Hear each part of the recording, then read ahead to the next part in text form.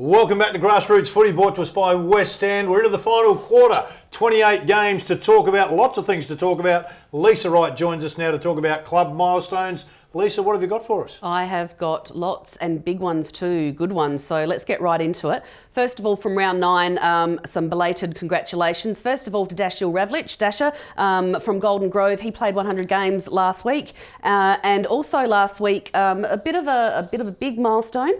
Stephen Beer from Para Hills became the first player to reach 300 games. So so three. That's not 300 beers. No. And the name Beer is of course synonymous with the Para Hills Football Club, with of course Darren being the former coach out there as well, his brother. 3-time A-grade premiership player, 2-time A-grade BNF, and the list goes on. So he's just got this sort of marvellous rap sheet here, and very well deserved, Steve. So well done, mate. This week, Joey Leck from Mitchell Park, and a lot of people probably would have played with this guy over the years. 300 games he'll pull up for this week.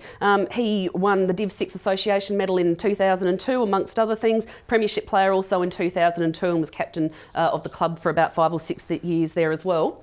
Now, the biggie this week comes from Eastern Park, where Richard Carter, who was a player coach, I think in the C grade, C1 down there, actually will pull the boots on this week, we hope, for his 400th game. Now, I've been told by the email that I received, thank you very much, Bill, for sending through an email, Richard actually thinks it's no big deal, but obviously everyone at Eastern Park thinks it's a remarkable achievement, so well done, mate. Well, that's a big, Any more? big effort. No, that's it. All right, let's plough into it, okay? Let's have a look at Division 6. Adelaide Uni, they're in 7th spot, up against Kenilworth in 1st spot. It's at Uni Oval. Look, you would think Kenilworth can only sort of stay where they are. You wouldn't think they'd drop too many spots, if at all. My mail is usually correct, if you know, that the old dinosaur, Justin Salisbury, at the ripe old age of 42, will be donning the jumper for the A grade again this week. So, and probably the ruck is really the only place where you could probably fault Kenilworth at this point. So with him back in the ruck, I'm probably looking at a big win for Kenilworth here. Well, going on that, I'm the Kenilworth man. With Kenilworth, all right. Blackfriars, they sit in 3rd spot. Colonel Light Gardens in 8th spot. They're at Park 2 at the Aquatic Centre. Yeah, and we were just speaking to the beekeeper before, and I'm sure he's very appreciative that I actually brought that up. And as you were saying, their top tier players are enough to match it with any team in the comp. Colonel Light Gardens actually have 11 new players, or 11 different players in their side this week that played in round 1, where they actually got thumped, I think, by about 10 goals by Blackfriars. So be interesting to see what happens. I'll still pick Blackfriars. So. Yeah, I'll go with the beekeeper. I think he's on fire. The beekeeper. All right, the match of the round for Division 6. Central United are in 4th. They're up against Trinity in 5th at Mofflin Reserve. Yeah, the units. Units aim in the second half of this year, I am gathering, will probably be to remove a bit of that match day inconsistency that they've actually had, which has probably seen them drop a couple of, winnable games. But they'll need to win at home this week, as I think 5 of their last... 7, how many games we got left? 9? 9. 5 of their last 9 games are actually away games, including 3 on the trot, sort of, I think, 15 to 17 or something like that. So this will be, or need to be, a vital win for them, and I will actually pick them out at Mofflin. Yes, I'll be with the units. All right, Henley are in 10th spot. They're playing at home up against Glenunga in 2nd spot. Now, I went to visit Glenunga during the week, and I've been told by Chad Burke to rate them as rank underdogs because they like being underdogs. But it's a bit hard to do that when they're playing the bottom side, unfortunately. So, look, a bit of a note, the coach was sitting on ice on Tuesday night, and Ryan Foley, after a magnificent goal-kicking display, came into the change rooms with a self-diagnosed broken neck. And they'll be laughing at that. But look, Henley have been playing some consistent footy, but I don't think they'll get over the Rams this week. Yeah, no, Glenunga easy. All right, Ingle Farm, they're 6th. They're up against the Houghton Districts at 9th, and it's at Roe Park. Yeah, well, their drawn game against Central United last week sort of highlights how far they've actually come this season in terms of their, performances. They've got the ability to cause upsets, and they will push hard to snatch a final spot this year. I think they'll do it over Houghton. We might have a draw. Another draw. We've got to pick a draw somewhere along the line. We had a draw last. We had a draw last round, Macca. All right, Max called it. Let's have a look at Division 7 now. Match of the round: Tea Tree Gully sit in 5th spot. North Pines in 7th at Petaringa Oval. Yeah, look, 5th to 1st probably changes on a week-to-week basis, such as the tightness of the top 5 in this division. Look, I'd love the Crabs to pull off a win at some stage throughout this season, but unfortunately it won't be this week against the Mozzies. I'll go with the Mozzies. All right, Flinders Uni, they're 9th. They're up against Mawson Lakes in first spot, not looking too good for them. It's at Flinders Uni. Yeah, look, Shock will probably have some C graders return, I guess, some B graders come down as players return from injury in the higher grades as well. But look, I can't see the Raggies getting over them at the square oval at the middle school. Well, we can have an upset, can't we? We can have an upset. Well, yes, if you want. why Yes, not? no, go for it. What about Flinders Uni and Mawson Lakes? Who do you think will win that one? I said Mawson, mate. Did you? Okay. So you think Sacred Heart will get this one? Yes. Okay. What do you think, mate? I'm going for Athelston. Okay. Mitchell Park, they're in fourth spot. Modbury in eighth. It's at Mitchell Park. Once again, congratulations, let's speak English, to Joey Leck on his 300th this week. Look, they'll just be fired up for this guy, so I think they will easily win over Modbury. Yeah, Mitchell Park, easy. All right, Division 5, we've got 5 teams with 4 wins and 5 losses, only percentage that keeps them out of third spot on the ladder. First one, Lockleys are in 10th. They're up against West Croydon in first spot at Lockleys Oval. Yeah, opposite ends of the ladder, but Lockleys will be confident after their solid win over Brahma Lodge last week, or 2 weeks ago, sorry, I should say. You've got to get out of that. Unfortunately for them, the Hawks are flying high and they're not looking at going anywhere.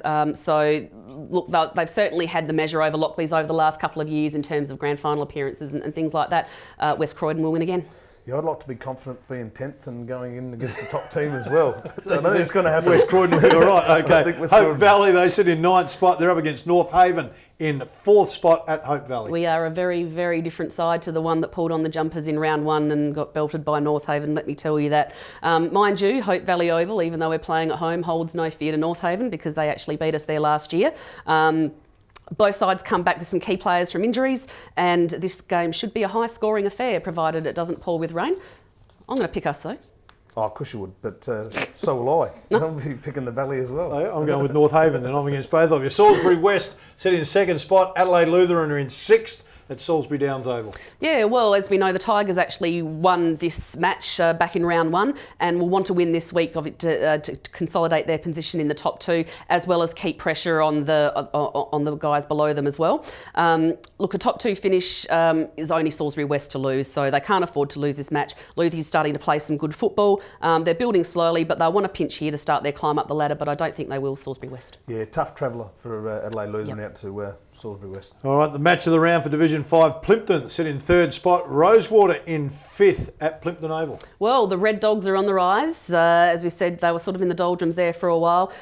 This match in round 1, they created history by beating the Blue Dogs, who are Rosewater, at Rosewater, which is, I call the House of Pain, very hard to win there. They'll want a similar result this week. Rosewater's form has been patchy of late, sort of sitting where they are, given that they were sort of sitting, sort of secondish for a while there. But at home, I think Plympton will win. Yeah, Rosewater might return the favour to Plympton by winning away. All right, Thurby Oval sees Brahma Lodge in 8th spot up against Woodville South in 7th. Yes, well, 2-point loss, Brahma, in this game last round against Woodville South. Woodville South will be hopeful to putting their loss behind us, behind them to keep themselves in touch for a top 3 finish, and we're all looking for a top 3 finish, trust me. Look, I think Woodville South are probably relying on the Sumner brothers and probably the Skews brothers a bit much.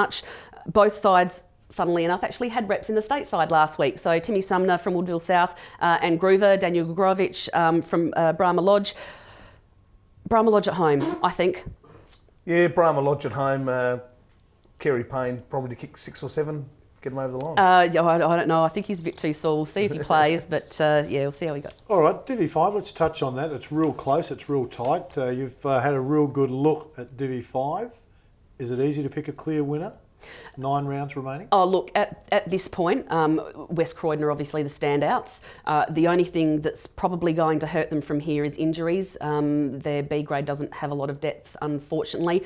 As I said, they've just lost Bryant with a broken bone, but I dare say would be getting Jeb Stubberfield back anytime soon, if not this week. So they are the standouts. 2 and 3 could go either way. As I said, that's only Salisbury West to lose pretty much because they're clear. But as I said, we're only a game and a bit of percentage out of 3rd spot, and we're sitting 2nd to bottom at the moment. So you could see one of the bottom 3 teams maybe chance to make the finals from the... Look, we've got a pretty good run home, and with the players that we've had come in over the last 4 or 5 weeks, I'd like to think that we're a chance. In terms of relegation, you'd be looking at 6 games for relegation, winning 6 games for relegation, and winning at least, I think it was 7.5 to get in that top 3 or 5 spot. Does Salisbury West look like they're going to be the danger side to the Croydons? It depends, because I actually haven't seen West Croydon play this year. I was actually away that week, so it's very hard to say how they match up on them. Being that they do have Salisbury West, have a very good defence, and West Croydon, have a really good forward line. I guess it probably depends on sort of that middle 6 or middle 3 as to where it goes.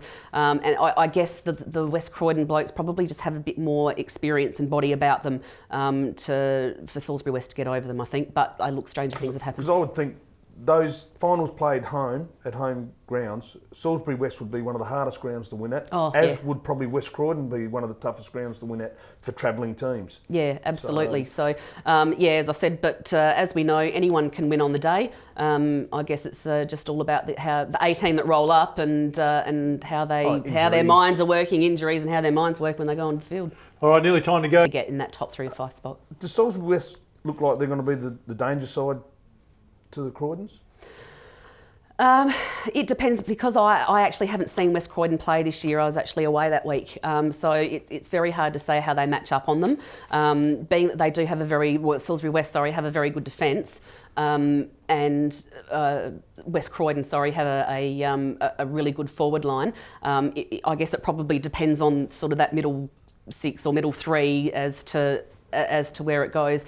And I guess the West Croydon blokes probably just have a bit more experience and body about them for Salisbury West to get over them, I think. But stranger things have happened. Because I would think those finals played at home grounds, Salisbury West would be one of the hardest grounds to win at, as would probably West Croydon be one of the toughest grounds to win at for travelling teams. Yeah, absolutely. So as I said, but as we know, anyone can win on the day. I guess it's just all about how the 18 that roll up and how their minds are working, injuries, and how their minds work when they go on the field. All right, nearly time to go. Grassroots footy coming to an end thanks to West End. We've got to mention again, of course, the Centenary Carnival was on last weekend at Thebarton. I know you always like to have the last say, Lisa, so I'll let you. Got to say congratulations again to Jack Noonan, to Todd Blacksell, to Matt Fodgton, to Thomas Berry and Cameron Deviser for being selected in the All-Australian team. Well done, boys. Lisa? Matt Fodgton, 17 years old. Absolutely sensational carnival we had. He's also hearing impaired as well. So, but look, absolutely fantastic player, and I think he was only picked as the youngest in the side by Timmy Sumner from Woodville South.